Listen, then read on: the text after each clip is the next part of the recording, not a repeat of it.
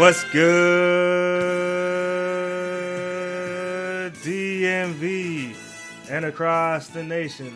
Welcome to the Commissioner's Corner of the DMV Fantasy Football Podcast. I'm Don Adebayo, and on today's show, we'll talk about an app that is a go-to for fantasy commissioners, league stat heads, or historians interested in archiving their entire league. Thank you all for joining the show. Please check out the Substack app and YouTube page at DMV Commission. Hit that subscribe button. All right, we have a guest here who is a DMV local and creator of the League History Fantasy Football app, Joey Elif. Welcome to the show, Joey. How's everything going with you? I'm doing great. I'm impressed you're able to say my last name on the first try. There are no tips there. Yeah. But yeah, I'm doing great. I'm excited to talk with you. Absolutely. So, my last name has been butchered ever since I was a kid. So, I think I just got lucky the first try, and I'm glad I got it right on the first take. So, so thanks for coming on the show.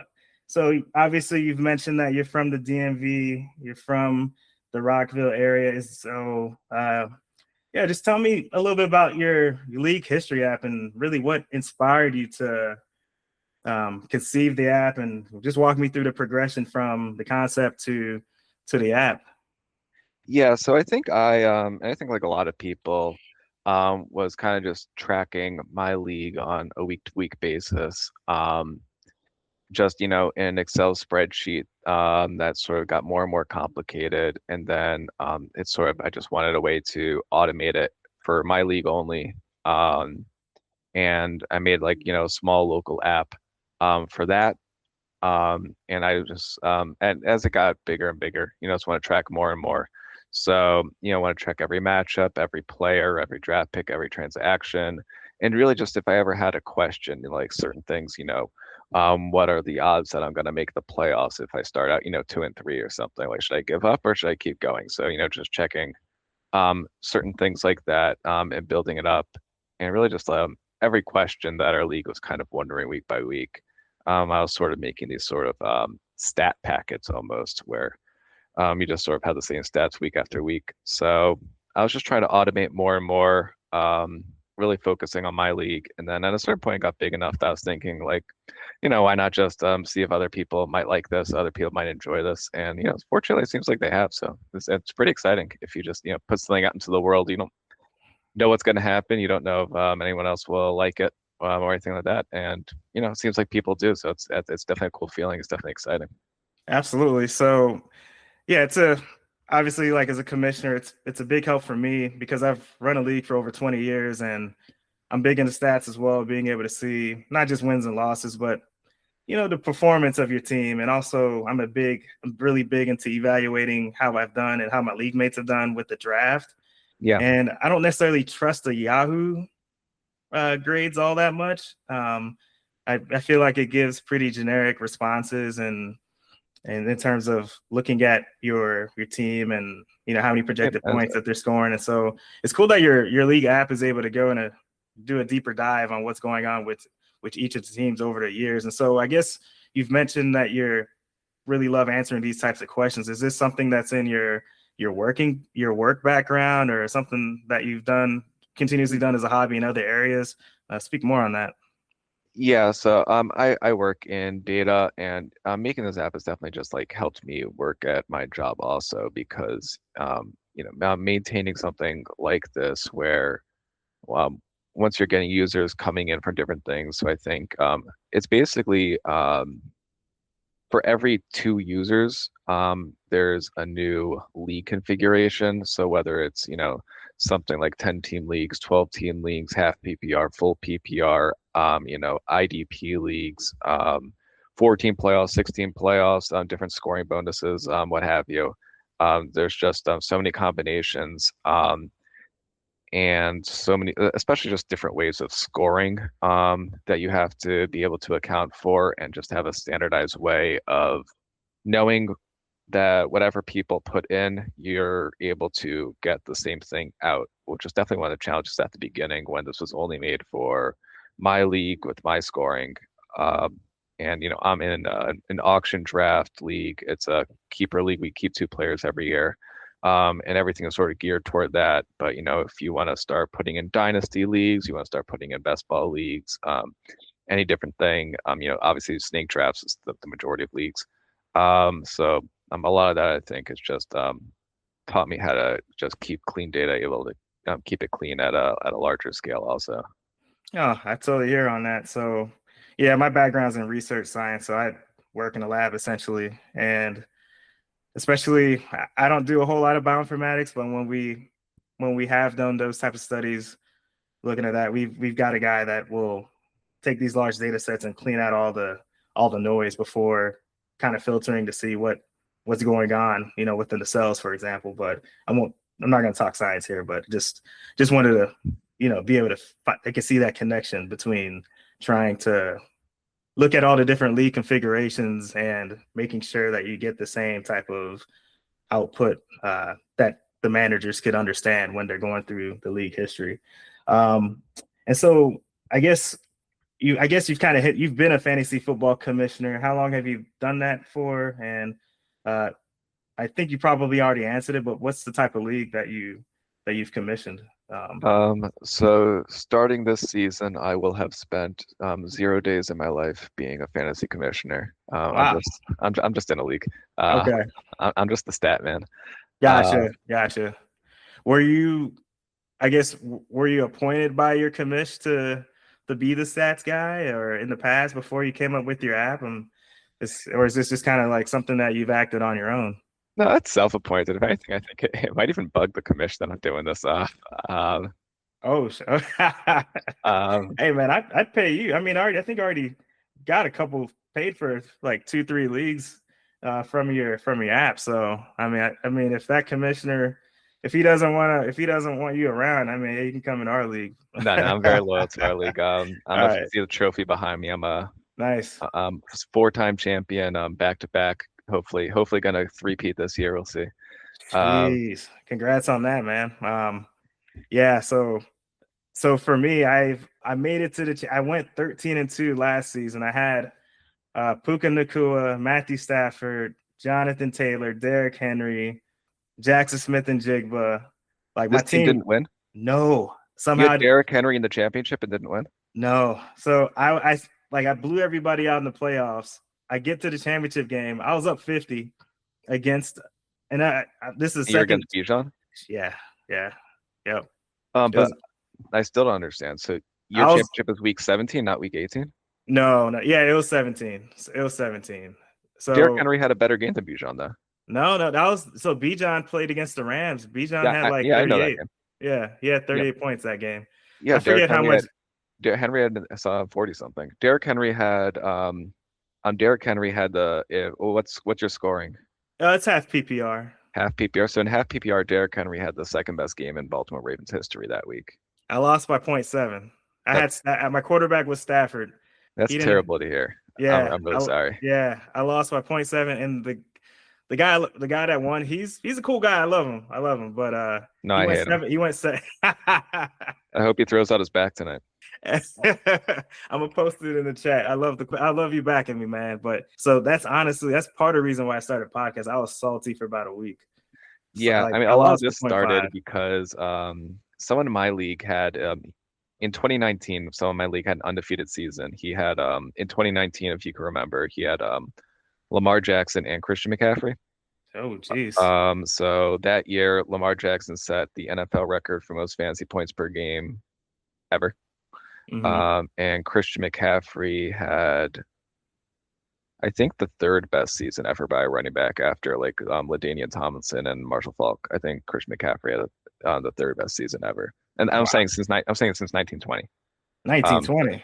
so I'm saying like including every Jim Brown season, Right. including Bill every Sayers and um, Barry Sanders season, Gale Sayers, like I think Christian McCaffrey had the third best season of all time that year. So he had Lamar Jackson, who had the best season of all time, and Christian McCaffrey, who had having those two guys on the same team. So he went undefeated. And I think a lot of this I started because I wanted to prove that he was just getting lucky. Um, so he went He went 14 and 0 that year, 16 and 0 if you count the playoffs. He went 14 and 0. I think he was expected to go like, 12 and 2 or something. So, still Yeah. great. Like 12 and 2 as expected record is still unbelievable, right? And like he had two best players. Those were the two best seasons in if your league's been going on 20 years, those have been the two best seasons since your league started, and they both happen to be the same year. So I don't prove he's getting lucky. Like his team was still ridiculous, but hopefully I prove something. No, I mean that's one way to start an app. So I guess when you've developed this app, I guess break it down, like as far as how you were able to win those championships. Is it just through your statistical knowledge and breaking down, what players are doing week to week across multiple seasons, or do you watch a lot of film too, or just from the eye test? Like what's your Um, insights on it? so I mean, obviously a lot of it is luck. Like let's not Yeah, pretend otherwise. a lot of Uh, variance, injuries, and all that. Yep. but for the past couple of years, I've been using it. It's in the app. I have a draft optimizer, Okay. which will look at your league's history and will say like based on the way that people in your league have drafted. So we do an auction league. I don't know if you guys do. Nah, not Um, not in this, not in my home league at least. but you know how auction Yeah, leagues work. I'm in an auction league. Yeah. So it's like based on how people in your league have drafted, how much should you spend on quarterback, how much should you spend on running back, et cetera. Uh, and so it's not going to say, it's not going to say spend $60 on Bijan Robinson, but it's going to say you should spend $60 on a running back, right? So if you have your rankings, you spend that. So using that optimizer, I came out of the draft with McCaffrey, with JSN and James Cook. Oh, that's Um, that's that's a pretty good haul for an auction league. yeah, and like some other guy, like I also had like Zay Flowers, who had a good year. Right. Like some guys who did. Like I took Joe Burrow, who got hurt week 2, right? So like It's that didn't work unfortunate. out. Yeah. But just like with a core of McCaffrey, Cook, and JSN, um, I was able to have a pretty good season. And then, but I wasn't even the first seed. I think I was the fifth seed. Oh wow, pretty competitive league then. Sounds like. But like, I've gotten pretty unlucky in the regular season the past couple of years. But it doesn't matter because I got the trophy. So, Yeah, uh, absolutely. Yeah, I mean, so funny enough, so I've gone through my league archives at least for the last 14. Unfortunately, I cannot get my ESPN. I can't get my login to import that into your app. But since 2014, I am the most unlucky manager yeah, out of all the managers I've had. I think there were 2 years, last year and in 2018, where I went through the regular season like butter, and I win my last season I lose in the championship. In the 2018 season, I got Mahomes yeah. in the 10th round or something. It was this because I'm a Chiefs fan, just full disclosure. I live in the DMV, but I'm from Kansas City. But so I picked up on Mahomes early in his first year starting in the 10th round. But I also had Kareem Hunt, James Conner, Alvin Kamara as my running backs. I can't remember who my receivers were, but Hunt was killing it until he got into some. Until he was literally killing it. Yeah, well, yeah. So he got into some off the field dispute, and he got suspended and cut by the Chiefs, and that was like my bell cow running back that year, and Yeah, I I ended up picked up losing. Damian Williams after Hunt Yeah, got cut. So yeah, and then yeah, yeah, I kept Damian Williams and he did nothing the next year. So okay. yeah, yeah. I mean, the Chiefs. I mean, they kind of rotate through running backs until they've been rotating through running backs for a while, at least until they got Kenneth Walker this Yeah, we'll see. offseason. We'll see what he does. So yeah. So how many other are you just in that one league, or do you participate in other leagues or best ball formats? I'm Uh, just in the one. okay, Now I got like all these leagues to deal with, but no, for me personally, I'm just in the one. gotcha. Like obviously, I'm pretty impressed with your app. I mean, there's a lot of features and details. I mean, it's pretty impressive stuff in terms of web interface. And so, like, how much did it take? How long did it take for you to develop this? And is it just you that developed the app, or did you have other folks kind of assist on it? Yeah, I don't think we're ready to start hiring yet, so it's just me for now. But I definitely I spend a lot of time on this. I mean it's kind of been like off and on. But really like since I've kind of been doing it diligently with the sort of goal of making it into an app. I started, maybe a little before the draft last year, and I'm still doing it, a Oh little wow. before the draft this year. I don't think I'm done yet, because it's just like, um, you know, until ESPN says they want to buy me, I have to keep doing it. I can't ever say I'm done. So, Yeah, yeah. I mean, honestly, I feel like ESPN's fantasy football interface is pretty trash. I think it's terrible. So, like, I first started in Yahoo back in '04. I think around '07, we go to ESPN and we were there for about 5 years. I didn't really love it. I didn't like the setup. And then we go to NFL for one season, and that was even worse than the ESPN experience. And then we went back to Yahoo in 2014. And I think with the managers that I commission in the league, they're all, basically the same age as me. We all went to college together for the last 20 years, through life and all that. And I feel like trying to go to a new app like Sleeper, it's probably not going to be in the cards. So we're probably going to stay with Yahoo as far as us well, managing the league. So, you could merge to Sleeper through my system. oh yeah, I've seen that. But I mean, with Yahoo, it's worked out perfectly fine. I think it's just more so the years that I've had at ESPN, I'm still trying to chase down and important to the app. So, Yeah, we've been Yahoo since we started also. gotcha. Uh, All right. So the player's card feature, I think that's just a pretty cool touch. You don't really see, you obviously don't see that in too many fantasy football apps. And so I'm old enough, I'm up there, 40 basically. So I'm old enough to remember, collecting sports cards from Upper Deck, Tops, Fleer. And so it's a lot different from some of these mini games or kind of transactional games that you have on your console, like your PlayStation 5 and I guess the latest iteration of cards are bigger than ever now. I don't know if you've been Oh, um, really? if you're a father, I don't know if you've been seeing this because my brother's like your age, Okay.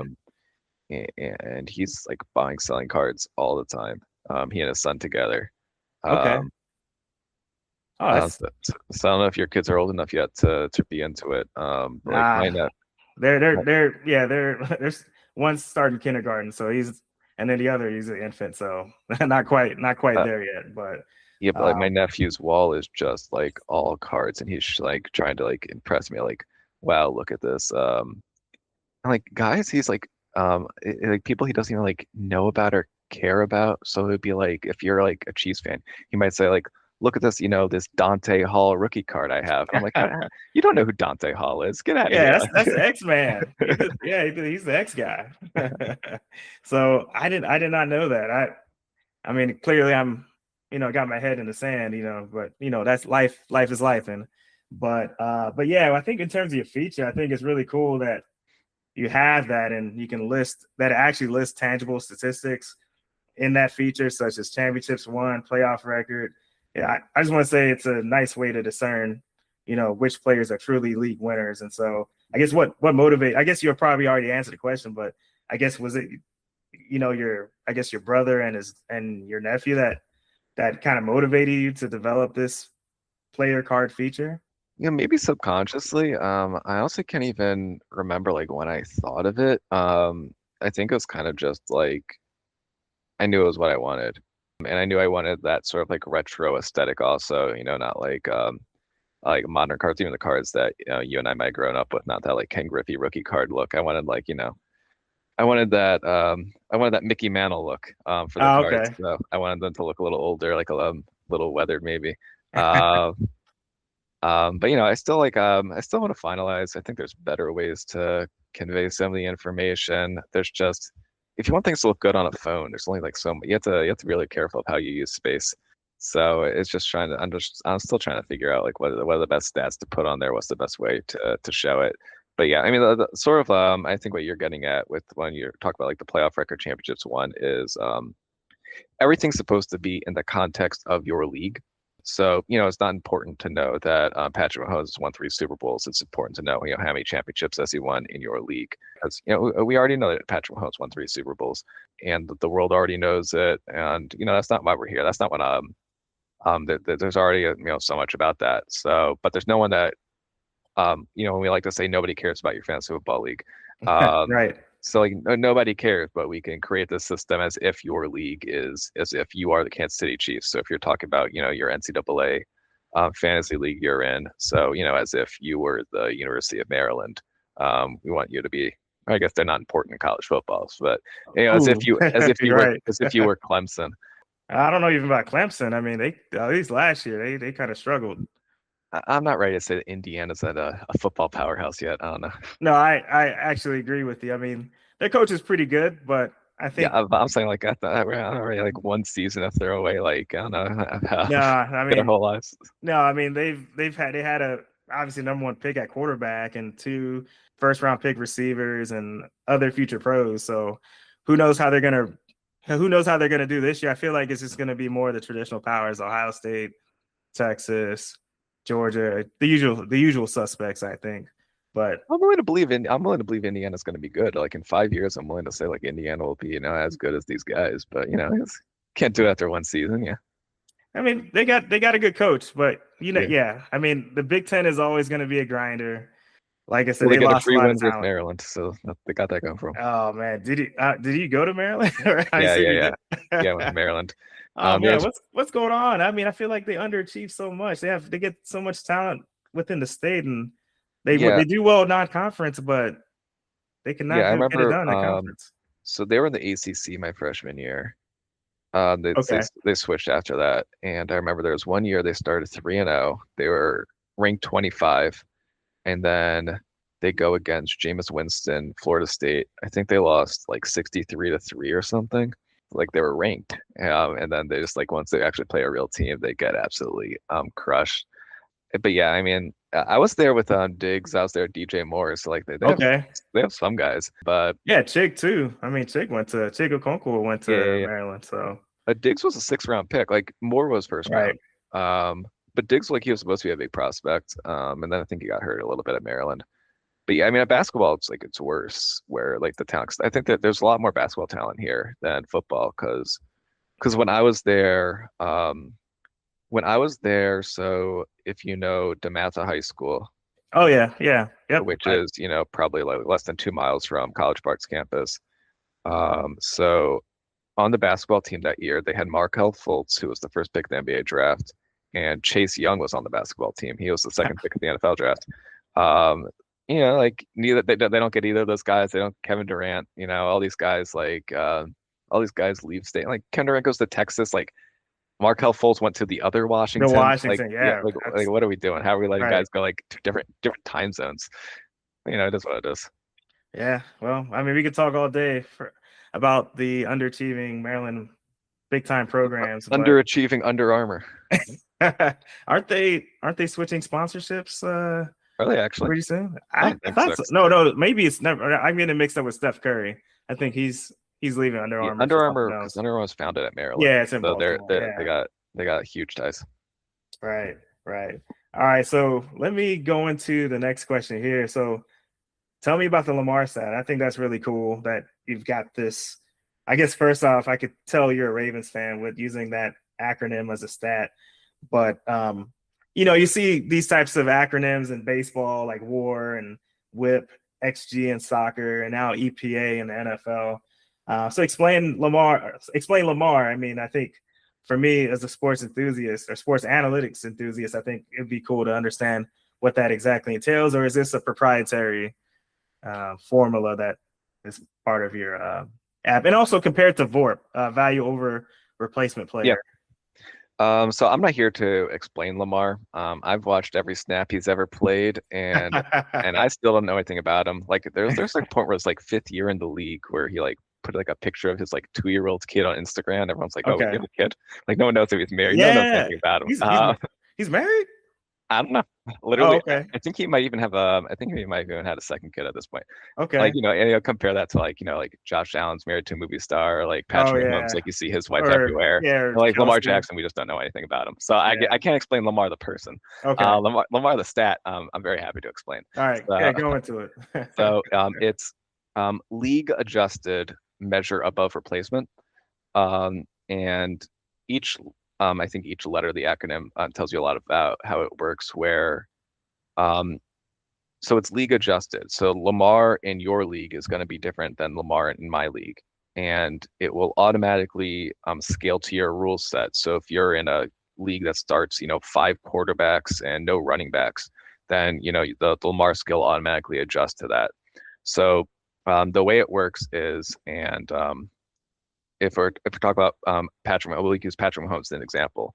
So how many people are in your league? I got 12. And it's one quarterback? Yep. All right, so a 12-person league, one quarterback league. So let's say, that there's 18 quarterbacks rostered. Okay. Okay. And then let's say that week one, Patrick Mahomes does fine. He's coming back from ACL surgery. So let's Yep. just say week one, he's your starting quarterback. He does fine, but he finishes, quarterback 19 for the week. Okay. Mm-hmm. So there's 18 quarterbacks rostered.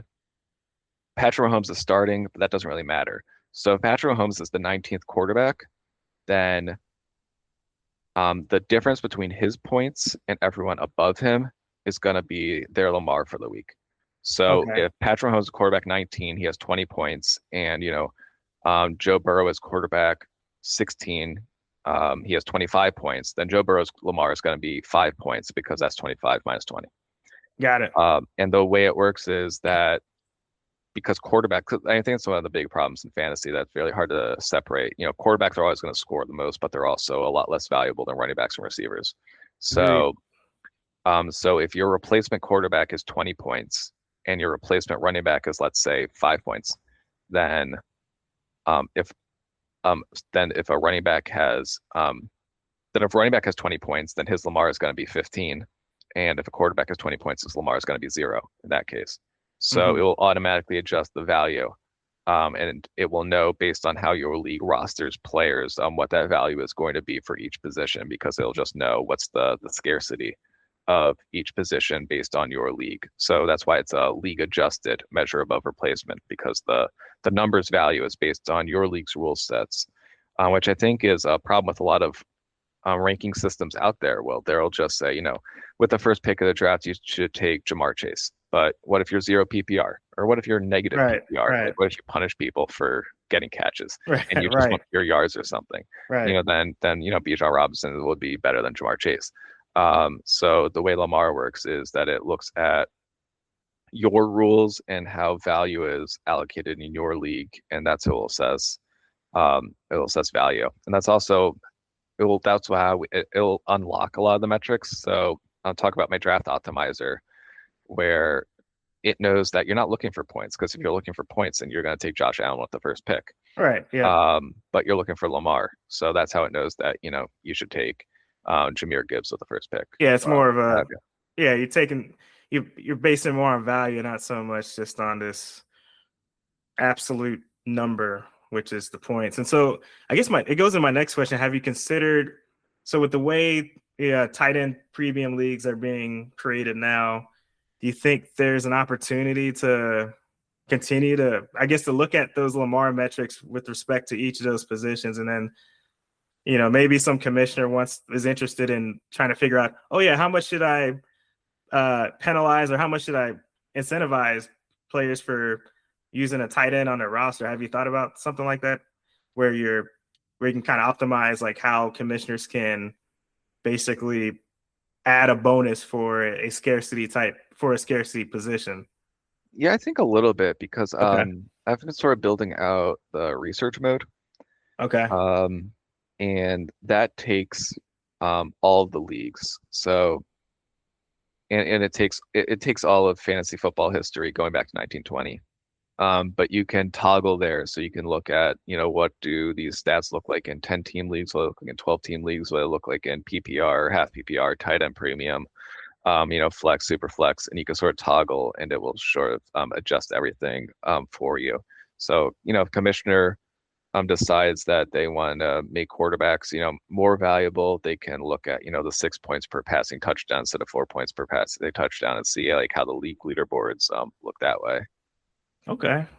That's very helpful. That's a very helpful to know, because I do a lot of research, and I mean, like I said, a lot of the managers in my league, we're kind of more or less set in the ways, but in terms of exploring new leagues I want to join, I mean, that's a good way to kind of figure out, you know, the types of new leagues that I could join in the future. But so where do you source your historical fantasy football statistical records from? Is it Pro Football Reference? Where do you I guess to generate your Lamar and your league archives, where do you source your statistics? Is it just pulled from, or is it just pulled from Yahoo or whatever league sites imported? No, so you can't pull it from the league websites, and I think that's it's a big barrier, and I think it's why because there are other tools that will sort of do a lot of the things I do, um, in terms of your league history, but it's very much on the manager level in terms of wins and losses. I haven't seen anyone that's trying to do it at the player level, and it's because the doing it at the player level is a lot harder. Um, Gotcha.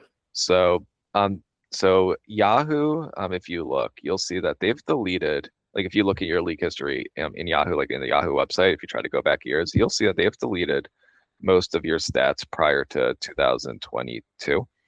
Oh, So if gee. so you're able to see, you're able to see that Patrick Mahomes was your starting quarterback in 2018, but you won't be able to see that he threw, 5 touchdowns against the Rams or whatever. And ESPN deleted pretty much all player data prior to 2019. And then Sleepers only started since 2017. So, they're still so they only have, 8 or 9 years of data in the first place. So there's a lot of resources that I pull from and um, sort of stack them on top of each other. The easiest thing, if anyone else is trying to do this, is to use NFL Verse, where NFL Verse for free will pretty much give you every stat since 1999. Okay. Yeah, Um, I'm familiar with that, using that on R. I've used that a bit on the R software for programming.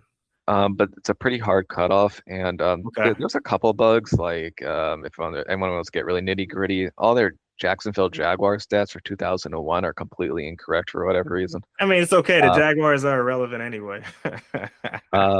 they had some good games that year. So Okay.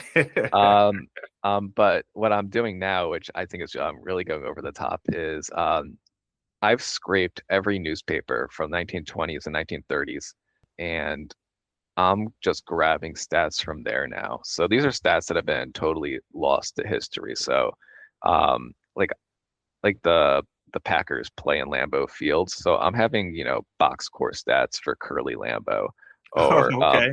the Bears are owned by the Hallis family. I have box score stats for George Hallis. Um, and I think some of it's historically important, because there's if you know who Fritz Pollard is, I actually don't. he was the first black football player. So he was actually in the NFL before segregation. So he was in the NFL. He was one of the best Interesting. players. Okay. And then they said they kicked him out. And then there are no black players for I don't know, maybe like 20, 30 years. So I Really? have his box score stats, which That's cool that you're uncovering that. that really don't exist anywhere else. Or if we're a DMV podcast, I was even checking this. So I found an article that was talking about how in the 1937 championship game for Washington, Sammy Baugh. Yeah, So yeah. it was saying how he won the championship even though he was playing with a completely cut up hand. So I was trying to look up everywhere if Sammy Baugh's hand was injured for that championship game, and I couldn't find it anywhere. So that's something that these are historical facts that important to the extent that the football is important. I'm Yeah, not yeah, being able to I'm tell not the I'm not story doing lab research solving cancer. So yeah, so maybe what you're doing is more important. But No, I mean, I think being able to uncover history that hasn't been told, I think is still, especially in the context of segregation, I think that's especially a big deal in these times. So I think I was like, I guess as a follow up, are you going to have some sort of media repository just yeah, that's what reporting I'm that? hoping for. Yeah. I'm hoping that uncovering this will sort of give me some credibility that if I'm able to find these stats that are historically important, talking about Fritz Pollard, who's obviously historically important, or George Hallis, Curly Lambeau, who are important NFL figures. They founded the Packers and the Bears. Um, so if I'm able to sort of bring some of these stats forward, I'm hoping that'll give me some credibility, and yeah, if it's useful, if if the NFL historians out there want to be able to surface these stats somewhere, I think that'd be awesome. Also, if I'm just able to sort of contribute to history like that. You should start a Substack or something, or start maybe not, maybe it doesn't have to be there, or but some sort of website or blog to really showcase that because I'm a big sports historian, and I didn't even know about that player that the African American that was the first to play in the NFL. So Fritz, what's his name again? Fritz Pollard. Fritz Pollard. So just something like that would be very helpful for me to learn as a fan and as a black man, to be honest. So I think, hey, if you got the time and bandwidth to do it, you should go for it. That's Yeah, I that's think that's his my that's son, my point. because his son wasn't able to play in the NFL because of segregation. So I think his son was in the 1936 Olympics with Jesse Owens as a sprinter. Okay. Like they were teammates together. Oh, that's pretty cool. So yeah, I'm gonna look that up. Well, or at least from your side, if you got the time, definitely put it out there because I think there could be a bigger audience than you think as far as the interest level. Looking into the next question, explain the play CPU mini game. What's the strategy there? Like, how's it work?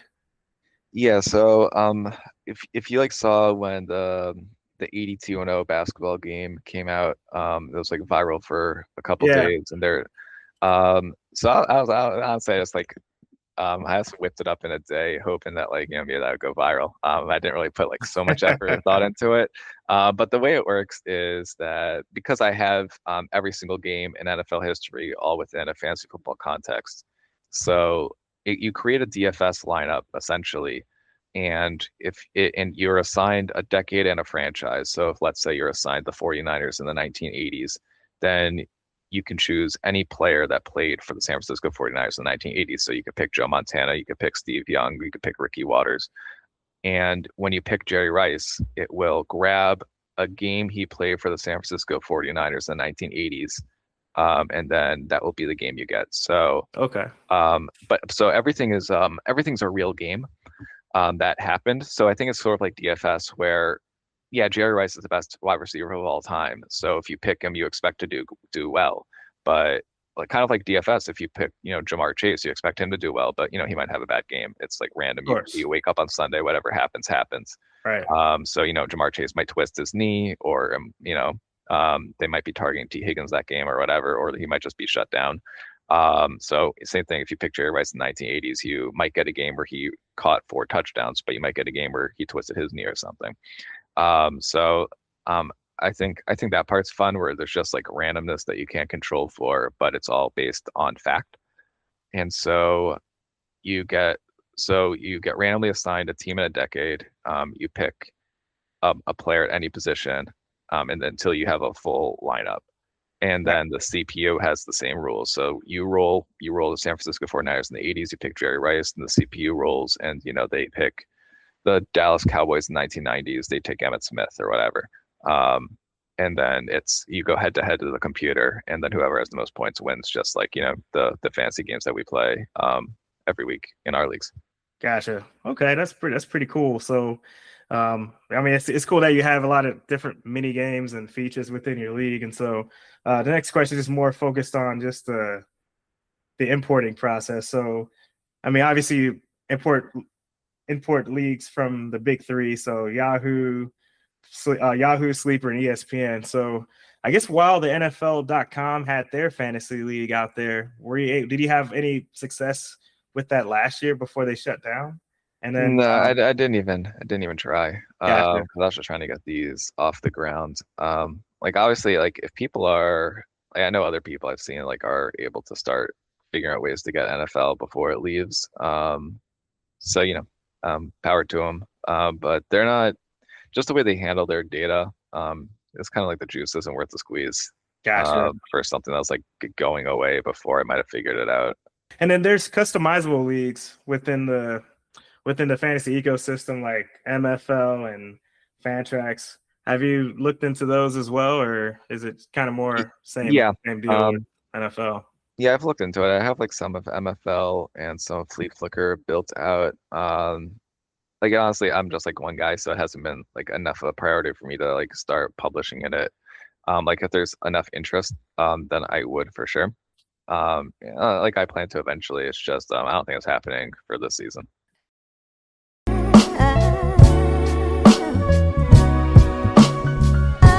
right, back here on the Commissioner's Corner of the DMV Fantasy Football Podcast, here with Joey and Ellen of the Fantasy League History app, or League History app. And so, Joey, so the next question I got for you is describe the subscription options for League History for the managers and the commissioners out there that are interested. So there's really two options. So if you just want to demo it, try it out, you can ingest the latest year, so your 2025 season for free, so you can sort of see the features, see how it looks with your league. And then if you want to see the entire history of your league since it started, that's $5. So I don't think it's so bad. I think it's really just nah. It's just a little courtesy for your hard work. I mean, that's actually not that bad. So I guess do you have some sort of timeline as far as when you'll roll it out into a more robust subscription plan, or is $5 going to be the kind of the way things are for the immediate future? Listen, people are like knocking on my door saying they demand to pay $1,000 per league. I'm not going to say no, but No. we'll see what happens. I don't think I'm at a point yet where I can start jacking up the prices. If I'm because I'm just trying to grow. Yeah, understandable. But if people demand I raise the price, then who am I to deny the will of the people? Hey, just get paid, man. That's what it's all about. So this is more of a football question. So training camps basically started. When does it start for the Ravens? Definitely soon. Okay. Yeah, because I think at least rookies have reported for some teams this week, and so obviously big transition at the head coach level, and now Coach Minter is running the show, and it feels like a lot of the star players in Baltimore have it's been kind of stripped away down to Lamar, who's basically the guy, who's always been the guy. And I felt like last season he had a lot of injuries, and it just didn't seem like he was himself. He was a bit slow, I felt like.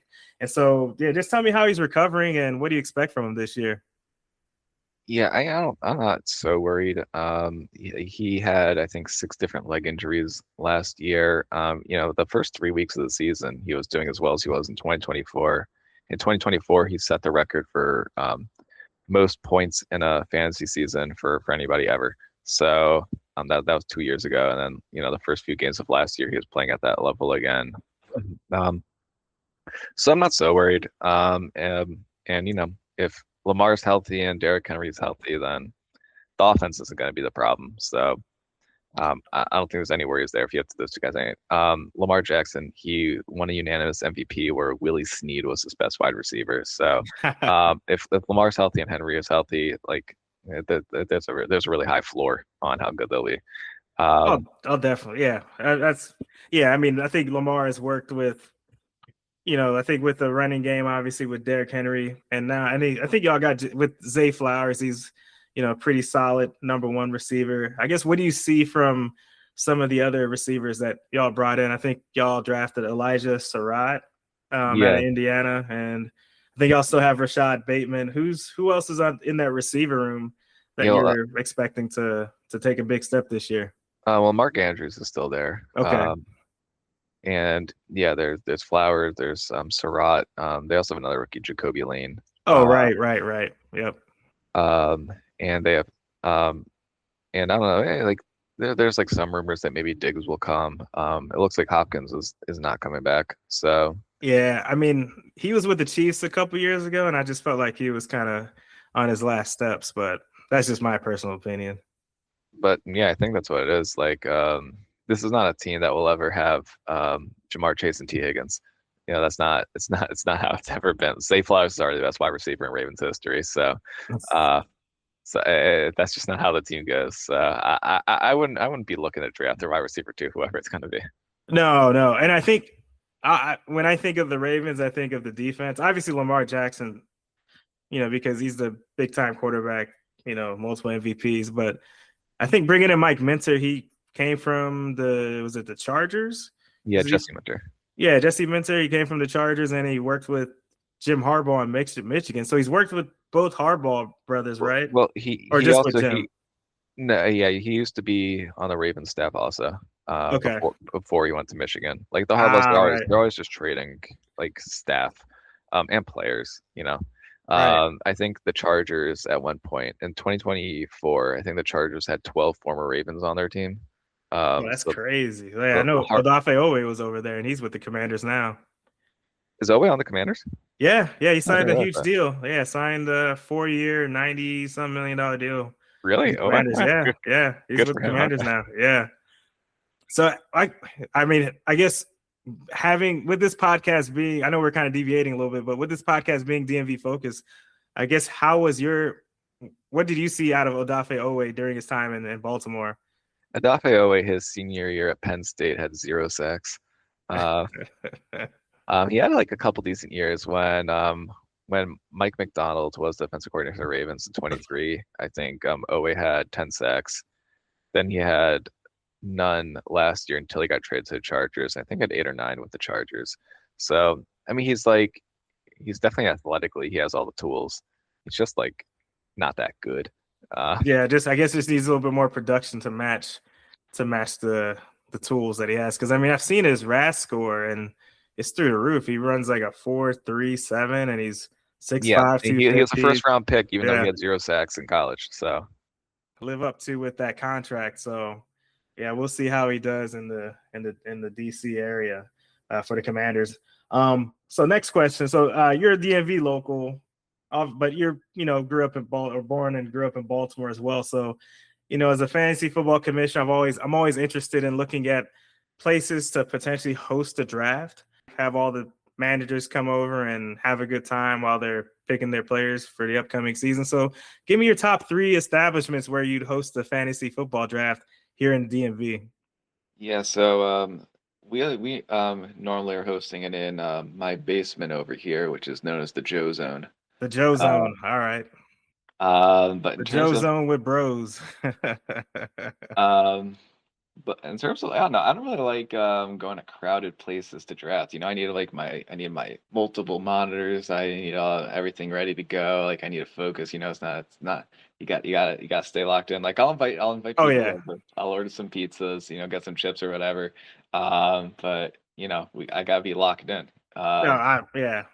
It's funny because I asked the host I asked the guest I had a couple days ago, and basically I told him the same thing personally. Like I like to just have my laptop, my sheets, and my screens to be able to figure out who I want to draft. And if I'm in a social gathering at a bar or at some establishment, it's just going to be too distracting for me to get the most optimal team through the draft. But I think with fantasy football and the surge of growth that it's experienced, I think it's becoming more of a social event too, where you can, I guess it's this new tradition into starting the NFL season. So, for me, I think if I had a top 3, I'd probably go with Senior Tequilas in Germantown because that's basically where that's the area I reside in northern Montgomery County.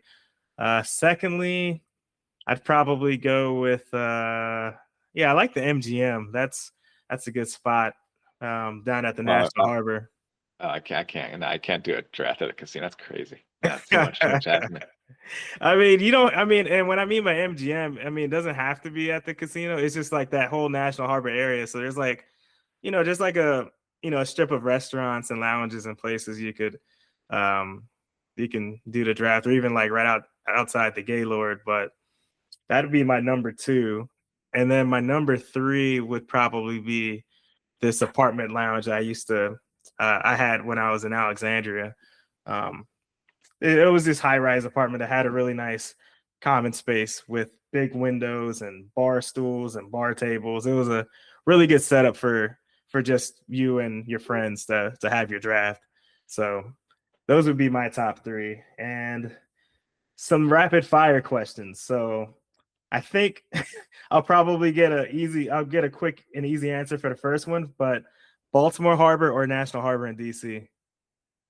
Oh, honestly, like the wharf here in DC, um, I think I'd like that better. I think the wharf's really nice. Oh, well, I'm talking about the National Harbor. Yeah, Like yeah. So I'm saying I'm going option C. I'm going with the wharf. the wharf, okay. Wharf is nice. The parking is suspect though. Yeah, I only have the I don't Metro. love if you metro in, it's really nice, and I Yeah. like the way it's kind of phased. They've kind of developed over the years. So when I first moved to DC in 2018, it had just started to develop, but now it's Oh, pretty solid.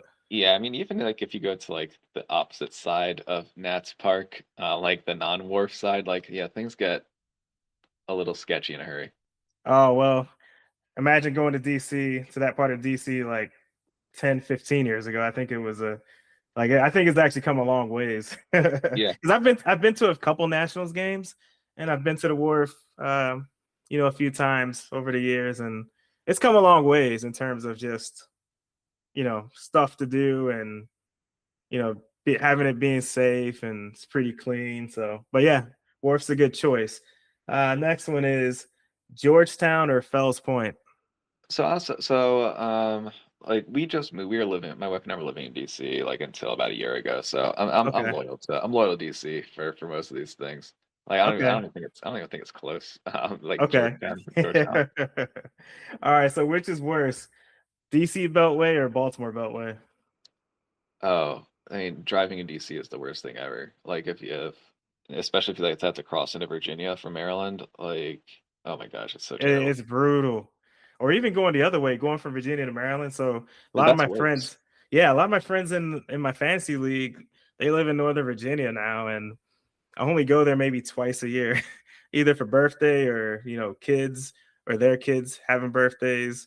It's I'm never a Nova like I used to, so I got to go with DC as well. Um, and then the next one is Baltimore cuisine or DC cuisine. Do either of them really have cuisines? What are we talking? We're talking like we're talking about like let's go with, I mean, which like obviously Baltimore has the crab cakes. I mean, I'm a Missouri guy, so that's my impression of Baltimore in terms of what they're known for. But I don't know what DC. I mean, I know DC has Ben's Chili Bowl, but I a feel bad like it's chili bowl, selling. I feel like DC is. I feel like that's kind of DC offers so much more too in terms of the different types of restaurants and diversity of restaurants from yeah, DC has all good over the world. restaurants. Like I think Yeah, like Ben's Chili Bowl might be like what it's known for. Like I think I looked it up. It's like yeah, like the half smoke is like what it's known for. Like I don't know, yeah, it's not even like it's just like a hot dog. I don't know. right, Uh, right. nothing special. So I don't know. I'll give that one to Kansas City. There you go. Hey, have you been to Kansas City though? Yeah, yeah. So the barbecue though, I forgot what it's called. That's on the Kansas side. It's not on the Missouri side. Is You that? talking about Joe's? Yeah, that's the famous one. Yep. Yeah, Joe's. Yeah. So I grew up on the Missouri side, and that's where all the action is, at least until Arrowhead moves to Kansas in about 5 years. But so I didn't actually go to Joe's too much growing up. I went to Gates, Arthur Bryant's, LC's, which was near my neighborhood, and maybe Jack Stack. But so I didn't really go to the Joe's until I visited Kansas City to see my dad, and that was well after years after I'd moved out to the East Coast. Yeah, Joe's is good. I forget what I got, but yeah, they got the nostalgic gas station look, and there is a line, and it's solid. But there's probably like 20 spots in Kansas City where you can get good barbecue. I mean, you can't really go wrong at most places in KC. So, but yeah, I appreciate the nod to Kansas City there on the food. So next one is Baltimore part of the DMV? No, I don't think Okay, so. that's what I was expecting. I mean, when I first moved here to the DMV, I mean, I thought Baltimore was looped in there, but I feel like you'd be insulting a Baltimore native if you ask them that question. But I don't know. They're just trying to grab Washington for their airport. It's for the Baltimore airport. It's not the Washington airport. yeah, I don't get it. I mean, because DC already has Dulles and Reagan. Yeah. I never understood that, but I mean, it beats me. So, all right, Baltimore Aquarium or DC National Zoo? Okay, that's a good one. Um, I think that one I'd get to the aquarium for the location. Okay. See, I have not been to the Baltimore Aquarium, but I got two young kids, and I've heard a It's lot kind of of great pricey things though. I think about it's it. like 40 It bucks to is. go. Yeah. That's my negative with it. Whereas DC National Zoo, it's basically it's free. Yeah, Um, but you have to get there. that So if is you live, tricky. it's just like it's not in a convenient location. Yeah, I've been there a couple times for birthday parties, and what I usually do is when I take my son down for the birthday party and at the zoo, we just drive down and park at a side street, and I just I basically push him in the stroller or walk him all the way down to the zoo. But it's pretty brutal in Yeah, it's terms also of it's pretty hilly there, so it's not yeah, easy. yeah, it's pretty tough. And then the last one, last rapid fire, Ocean City or Chesapeake Bay. Um, It may depend on where in the Chesapeake Bay, but I'll just yeah. leave it at that. I don't know if I like where in the Chesapeake Bay. I guess that's the question. Um, So I mean, personally for me, I've been to Solomon's Island. I've been to St. Mary's. Went to St. Mary's this past summer, and then I went and I've been to Chesapeake Beach, North Beach. I take them all over Ocean City. yeah, I've been to Ocean City a couple of times. I can't say I've ever been dazzled. I don't know if I've been to like the Chesapeake Bay. St. Mary's is the one way with the horses. That's Assateague Island. Oh, right, That's right, right. like that's I think that's like past the bridge. I can't remember. I've only been past the bridge maybe one or two times since I've been out here. So, Yeah, I'll but go out of the box again. Give me Deep Creek. Deep Creek, where's that at? It's like Maryland, West Virginia. It's like the Okay, other. So it's not ocean. It's just like forest. gotcha. I mean, I've driven through Harper's Ferry. Is it out near there? I don't Or think. Maybe it is. okay. Oh, interesting. I mean, I live, like I said, I live in the upper part of Montgomery County near in Clarksburg, and I've I've heard a lot of good things about Hagerstown. So that's a place that would be pretty cool to go to. At least in the western part of Maryland. And the last one is there anything else you want to personally share in terms of the League History app and plug in your socials and how people can find you? Yeah, so on Twitter, League History FF. And yeah, you can find my posts on Reddit, but most importantly, just check out, leaguehistory.app. If anyone's listening wants to put their league into our system, you could try it out for free. Then only $5 to get your full history. So leaguehistory.app if anybody wants to try it out.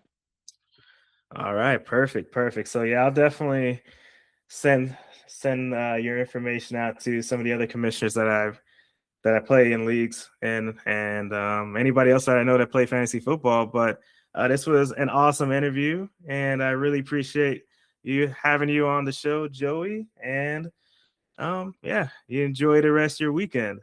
All right, you too. Have a good one. Yo, check it.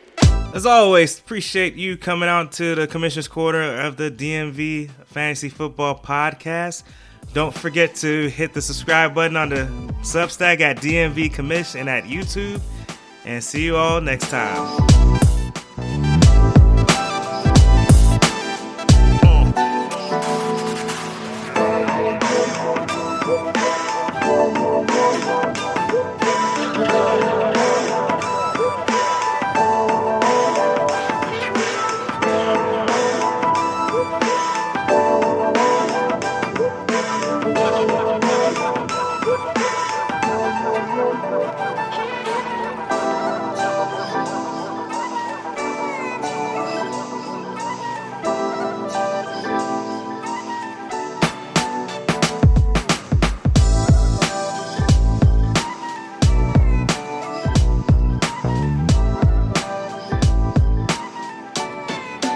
Yo, check it.